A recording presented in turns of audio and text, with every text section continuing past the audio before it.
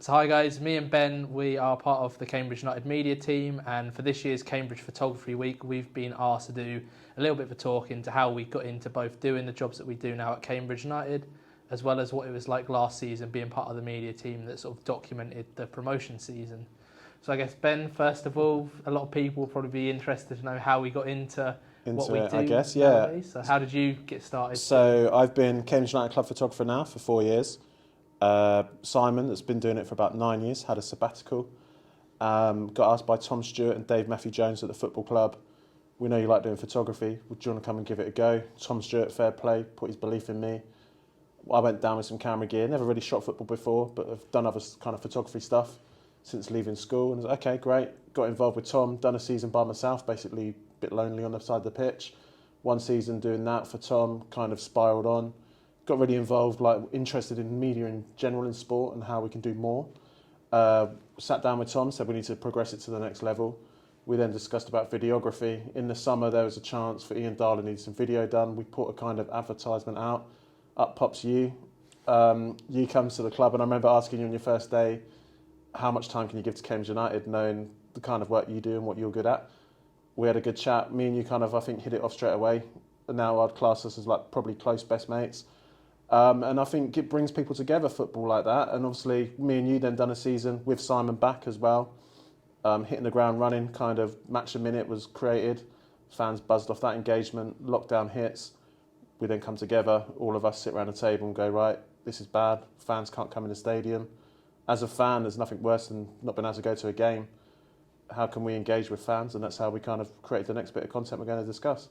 Yeah, no, it was one of them things. Like, obviously, we're both Cambridge United fans. Like, you was going since you was young. I got into it through the South Stand kind of initiative that they ran all those years ago, and we've seen the club at not a great time, and now we're kind of involved in it at a really good time for the club now. And yeah, obviously it was great to be sort of involved in that first season. It was an interesting season. Like you never have anything like that again, where a football season gets sort of cancelled halfway through.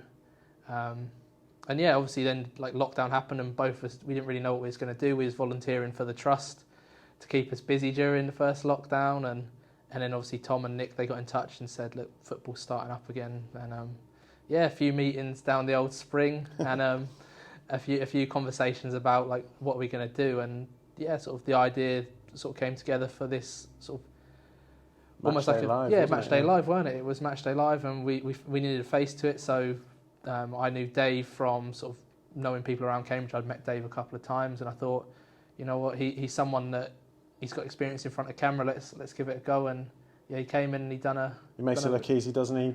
He's a young lad. He brings the energy and the passion, which is what was needed to drive that kind of engagement to the fans.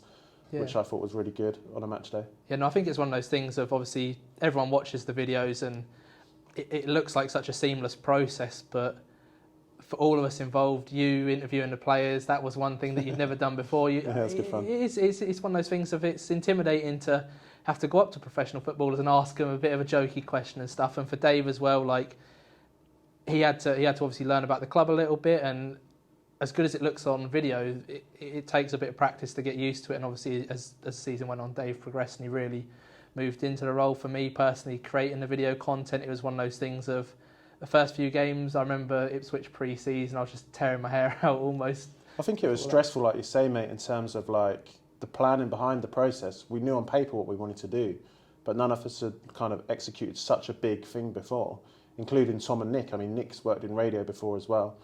And it was a big thing of, we want to make this right for the fans and get it right from the off, like so it looks good. And you've got to obviously have quality when you're making your content as well. That's the key, isn't it? Engagement is important, but you have to have consistency in what you're making.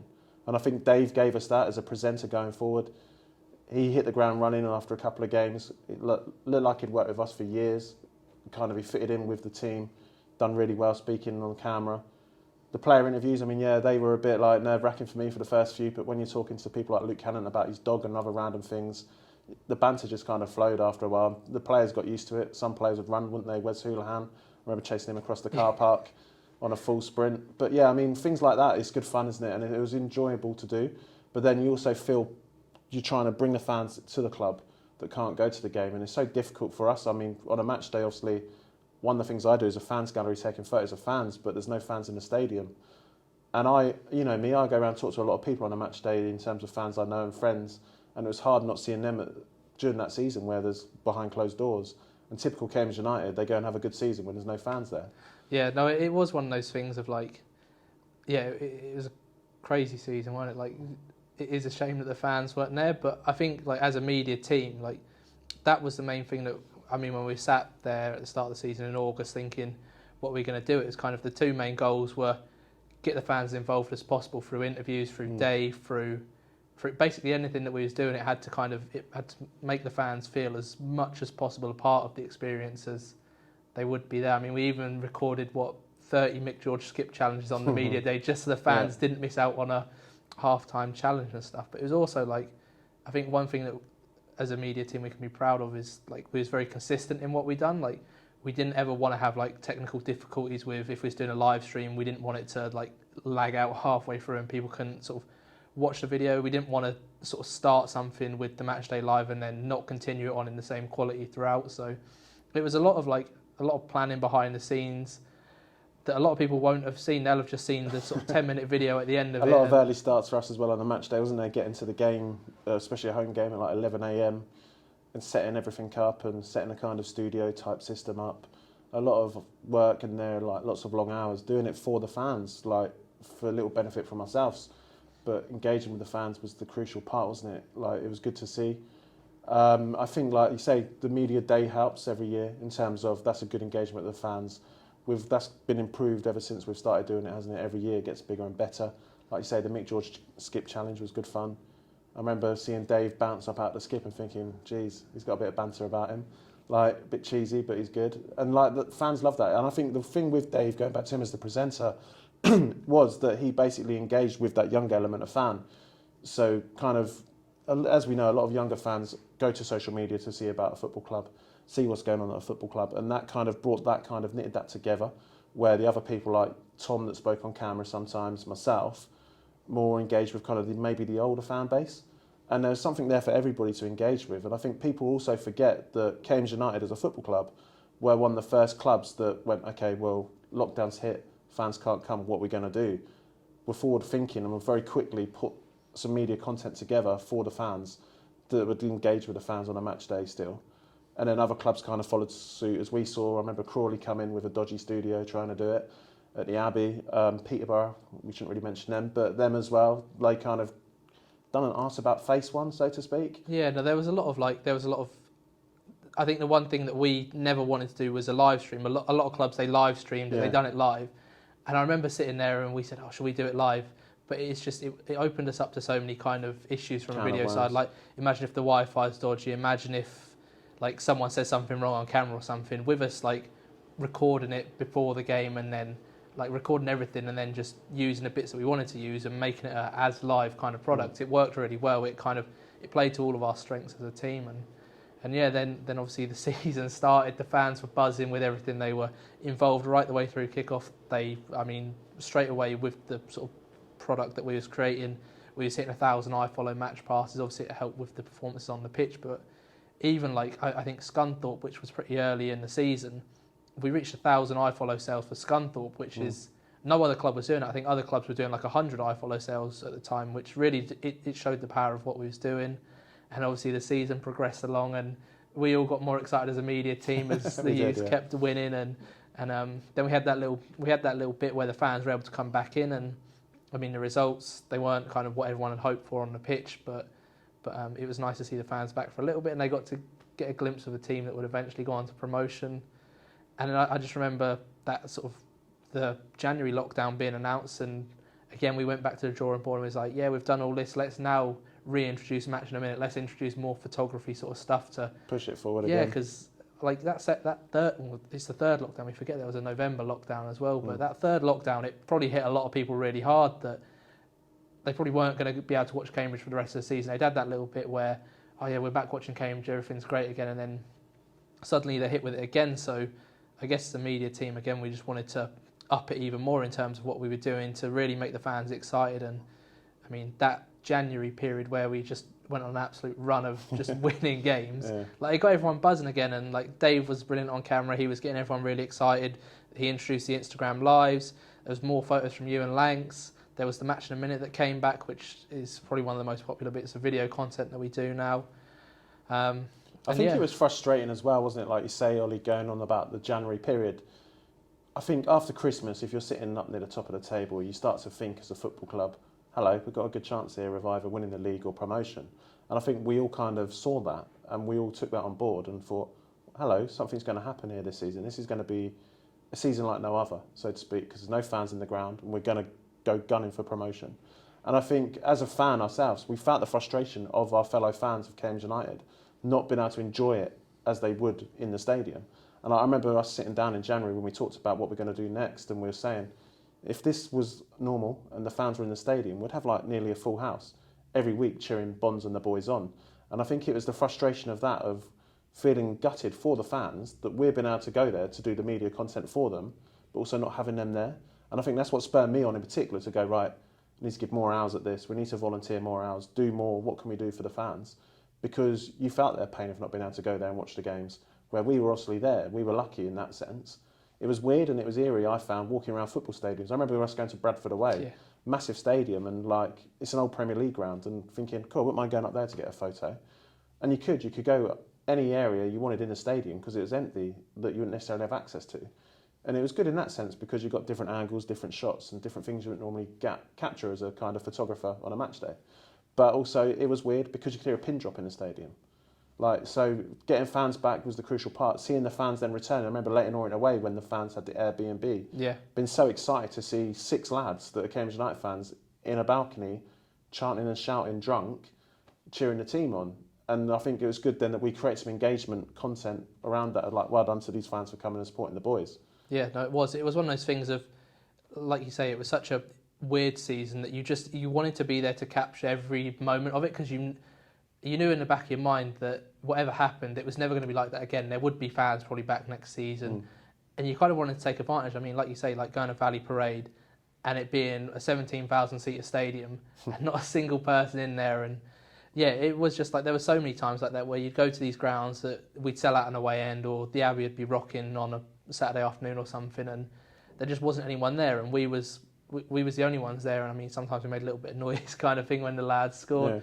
And yeah, it was one of those ones. And I think we took for granted as well, didn't we? Because we're so wrapped up in creating the content that well, me personally, I took for granted the fact of I'm here on the side of the pitch, taking the photos, like you say, capturing a historic season. But what after? I mean, I remember sitting down the day after with a hangover after the promotion party, which I'm sure we'll come to, and thinking to myself, blimey, we've just been there and seen all that. We've captured that. We're lucky for what we do. We're lucky that we got to have access to all areas to do that. Yeah. What about the fans at home that couldn't come and had to watch iFollow?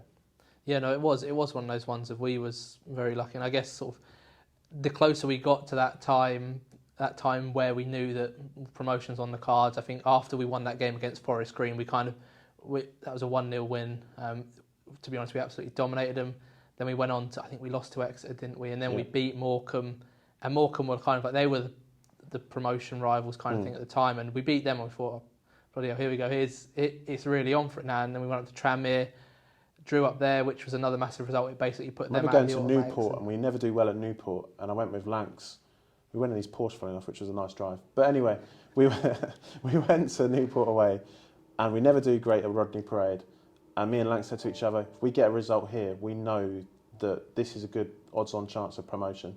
And it was a bitty game, kind of really physical game. Nothing really happened much in terms of end-to-end action. And both of us had to sit in restricted areas because of the red zone areas around the stadium. And you was limited on what you could capture. But luckily, Declan Drysdale pops up with a header, I think it was from a corner. Yeah, 90th minute. 90th minute. And you can't help but go mad on the side of the pitch as you're taking the photos, because it means something to you as a fan. And it's hard sometimes to differentiate from being able to celebrate as well as trying to capture the action. And I remember being miles away from the action because of this red zone, but still managing happily to capture a nice celebration shot at the end. On the drive home, I remember we saw the team bus coming out of Newport, and I remember hanging out of the window of the Porsche, sticking my fist in the air, like fist pumping the team and giving it a bit large to them, sort of thing, well done lads.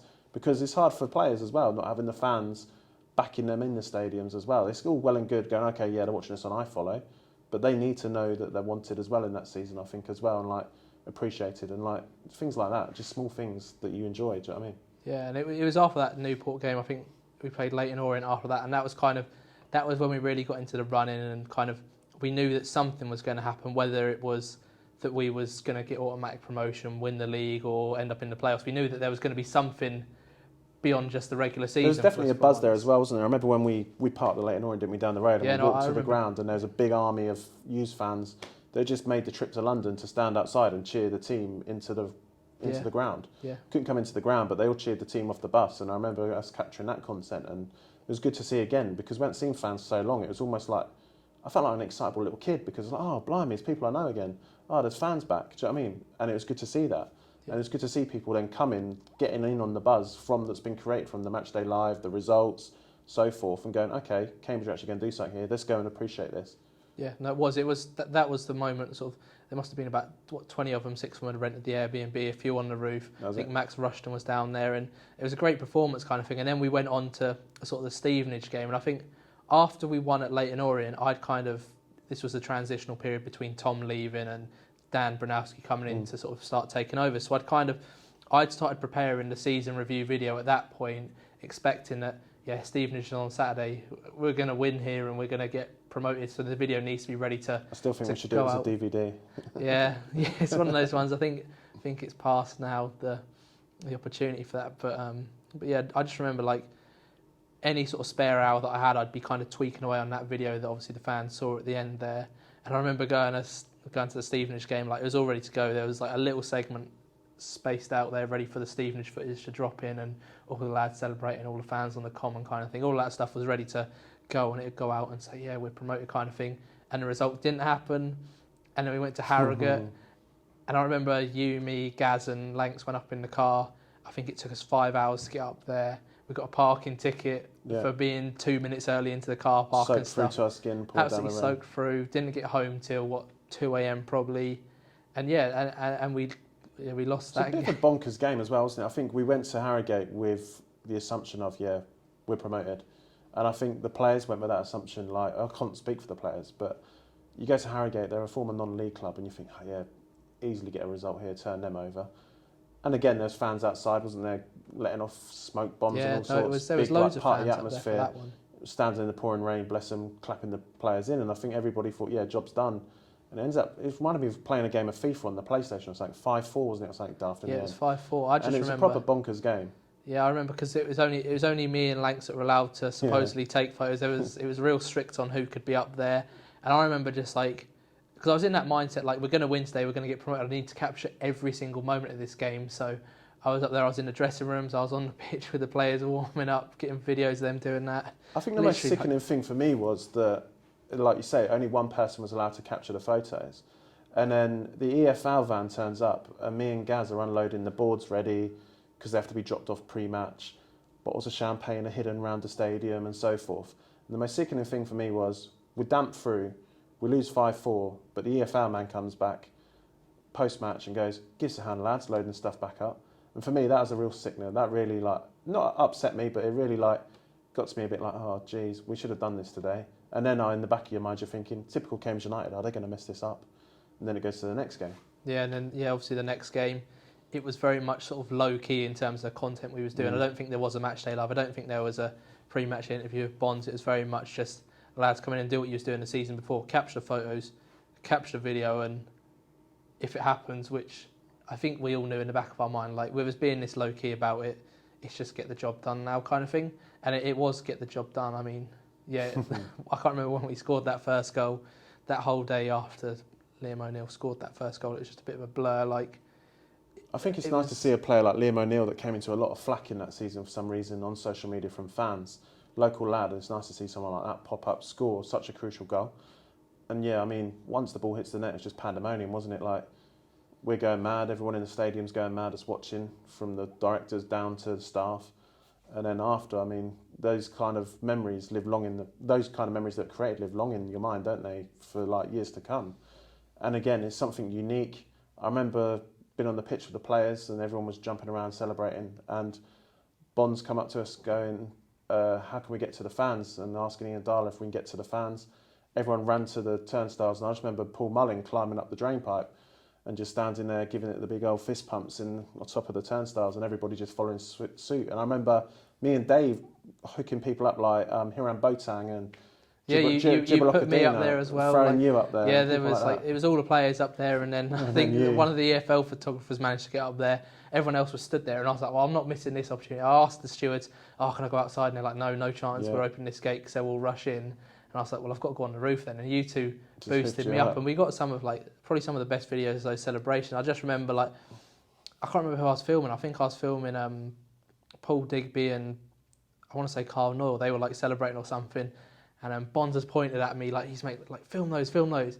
And then I'm filming them, and then just behind me, Bonds is on the edge of the turnstile, and he just gives it the biggest roar to the fans. And I turn around and capture it. I uploaded that clip to Twitter to kind of tease everyone afterwards. And I think that clip must have got ridiculous amount of views, the amount of retweets on it, I just couldn't believe the engagement was really good. And I remember because I was thinking, don't fancy that roof, that's going to collapse.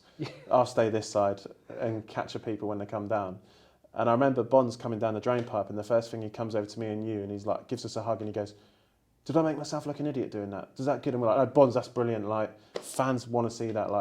That's good emotion. We like that."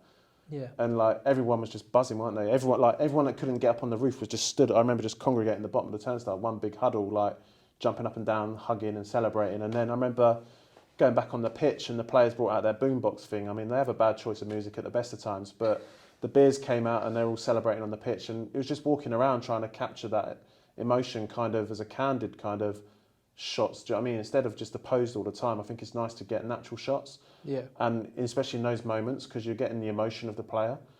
I remember Paul Mullins sitting in his Paul Mullins stand and just sitting there by himself and jumping over the advertising boards and going and speaking to him and spending a couple of minutes with him sitting in the stand, taking it all in. And sitting up in the stand and looking down at the pitch, it was just surreal. Just watching that unfold in front of you, and just spending a couple of minutes with probably your best player of the season in terms of the season he had with his goals, and talking, what does it mean to you, Moles? What does that mean to you? And chatting to him about that. And then, coming back on the pitch again, players still weren't happy that they hadn't seen the fans enough. And then we all know what happens next. We end up in the car park, bouncing up around by the fence with the fans, which was, again, for me, that was surreal, because all my friends are outside. And you want to be with your friends celebrating something like that. You all love the football club. You all want to be together celebrating an achievement like promotion, but you can't. And that was kind of a bit heartbreaking in that sense, but also at the same time, it's keeping the focus of, we need to create the content of this happening. Fans want to then see themselves on a match day anyway, don't they, at a game, especially something like that in particular. And then, the party after was just brilliant, wasn't it, to be honest, with the players?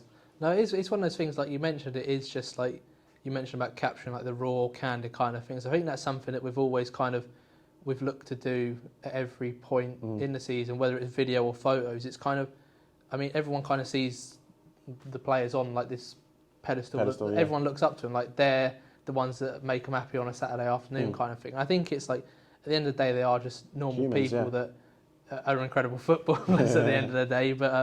But yeah, it's obviously we're kind of in that sort of bubble sometimes of we get to know them a little bit better kind of thing, and we get to see that side to them of they are just up for a bit of banter on a Saturday afternoon when they're arriving. I think you see their personalities, don't you? Like you say, when you're part of the bubble, so to speak, as we were last season in particular, in the players' bubble, you get to know the players more.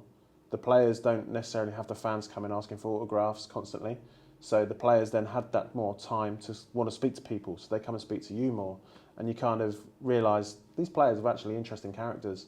Yeah, they're brilliant on the football pitch, but they've also, like I say, they're only human, but they've also got a good personality behind them, and they've all got a bit of banter about them. They've all got something strange to tell you, some weird story, and that's what you get for your banter, and kind of engage with them to then share that over to the fans. And I think that come through a little bit with the player arrival interviews in the end, how we were doing that. It was kind of off the cuff, nothing was staged. And it was just literally as we saw it and as it happened on the top of our heads. And that kind of worked, I think, and that was kind of natural. And I think it's important as well when you take photos in particular, catch people unawares. Prime example, we just played Ipswich, haven't we?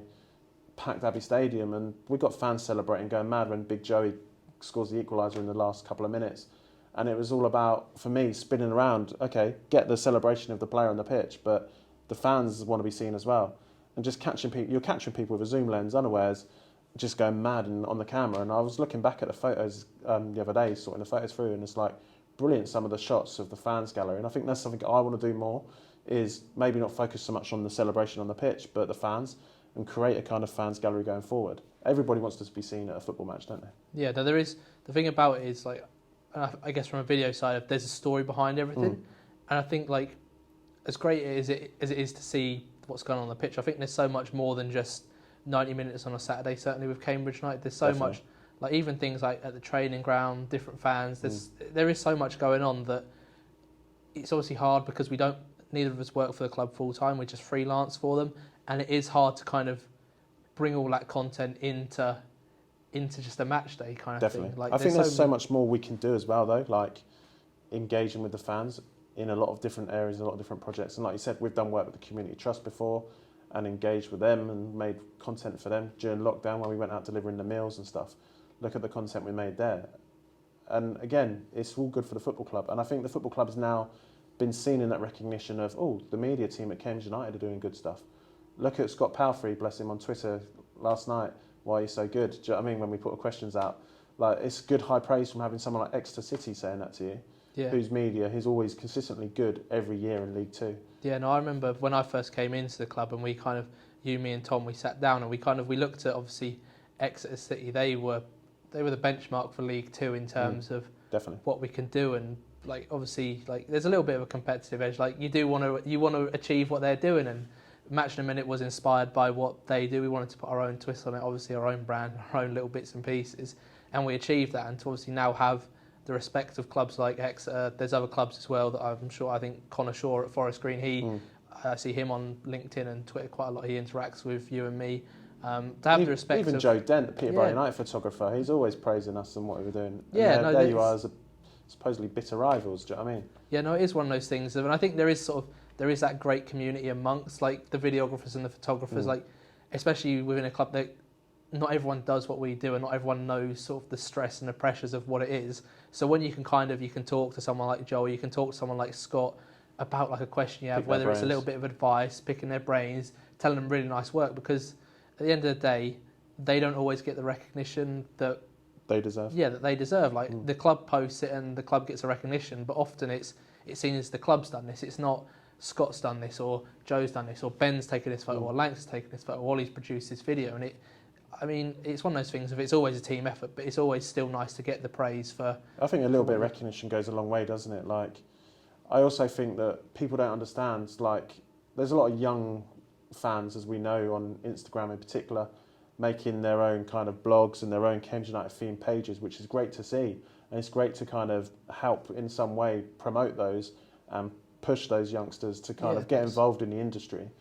And was always like we're always open, aren't we, for people to come and speak to us about that kind of roles. We've had a couple of kids, haven't we, come and volunteer, working with us on a match day, seeing what we do, kind of getting involved with photography or video. And it's great to see that, I think, as young people coming through. But what the point I'm getting at is, like, there needs to be more of that in football in particular. Like, one of the questions was asked to us on social media was, how did you get into it? Yeah, did you do an apprenticeship? Did you do this? And neither of us were.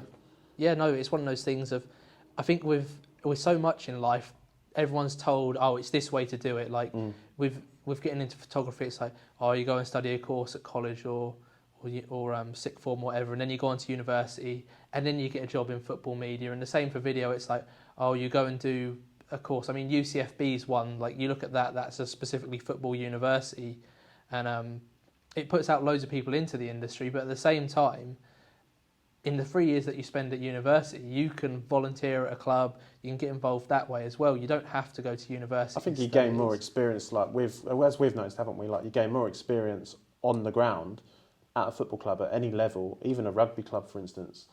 Kind of going, right, I want to do media work. Can I come and see what you do? Can I help write the reports? I've done everything now, I think, apart from graphics, which I'm absolutely useless at. Yeah. But from writing reports and articles to doing photos to doing social posts to interviewing people, and I like doing that, and I like learning different things, and you learn every day something new.